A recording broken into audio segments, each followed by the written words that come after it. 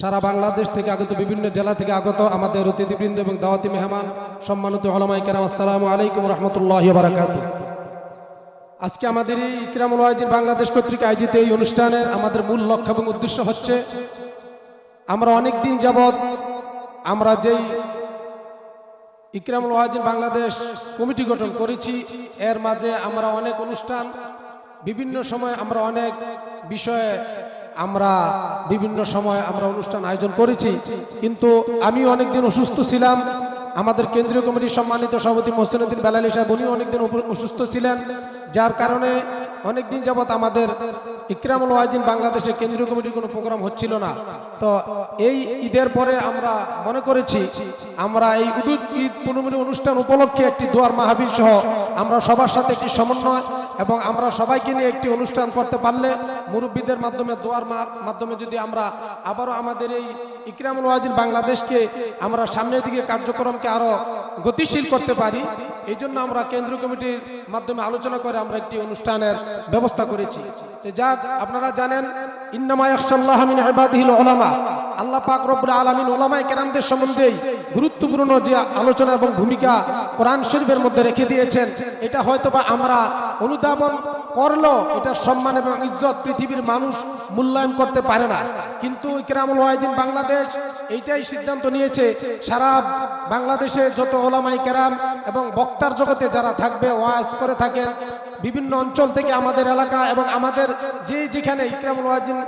এর কমিটি থাকবে, ওই এলাকায় যত বক্তা, যত আলেম ওলামারা ওয়াজ করতে যাবে, তাদের কল্যাণে, তাদের সম্মানে,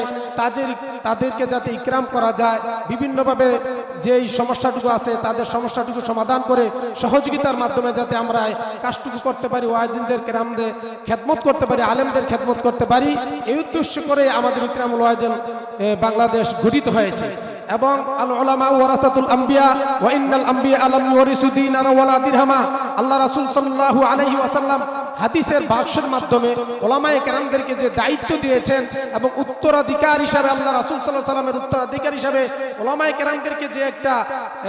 দায়িত্ববোধ করে আলেমদেরকে সম্মান করে গিয়েছেন, সেইখান থেকে ইকরামুল ওয়াজিন বাংলাদেশ চায় উলামায়ে কেরামদেরকে সামনের দিকে তাদের সম্মান, ইজ্জত এবং মূল্যায়ন করে তাদেরকে স্বস্থানে এবং সম্মানের জায়গায় প্রতিষ্ঠিত করার জন্য।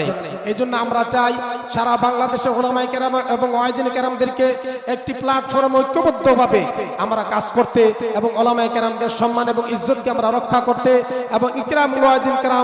ইকরামুল ওয়াজিন এর মাধ্যমে সকল উলামাদেরকে আমরা একসাথে কাজ করে এবং দ্বীন এবং আল্লাহর সেই রুবুবিয়াতের, রাসূল সাল্লাল্লাহু আলাইহি সাল্লামের রাসালাতের সেই কাজটাকে আমরা সামনের দিকে এগিয়ে নিয়ে যেতে পারি। ইকরামুল ওয়াজিন সেই লক্ষ্য নিয়ে কাজ করে যাচ্ছে। তাই আমরাও আপনাদের সকলের কাছে সহযোগিতা এবং দোয়া কামনা করছি,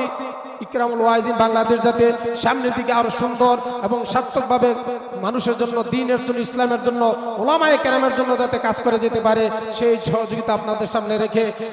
আজকের মতো আমি আমার সংক্ষিপ্ত আলোচনা এখানে শেষ করছি। আর আজকে যারা আমাদের অতিথিবৃন্দ এবং উলামায়ে কেরাম, ওয়াজিন কেরাম যারা আছেন, আমাদের এই অনুষ্ঠানে যারা অংশগ্রহণ করেছেন, দূর দূরান্ত থেকে আপনারা সময় নষ্ট করে এখানে আসার জন্য আমি সবাইকে আজকের ইকরামুল ওয়াজিন বাংলাদেশের পক্ষ থেকে আন্তরিক ধন্যবাদ এবং মোবারকবাদ জানিয়ে আমি আমার বক্তব্য শেষ করছি। ওয়া আখিরু দাওয়ানা আলহামদুলিল্লাহি রাব্বিল আলামিন। আসসালামু আলাইকুম ওয়া রাহমাতুল্লাহি ওয়া বারাকাতুহু।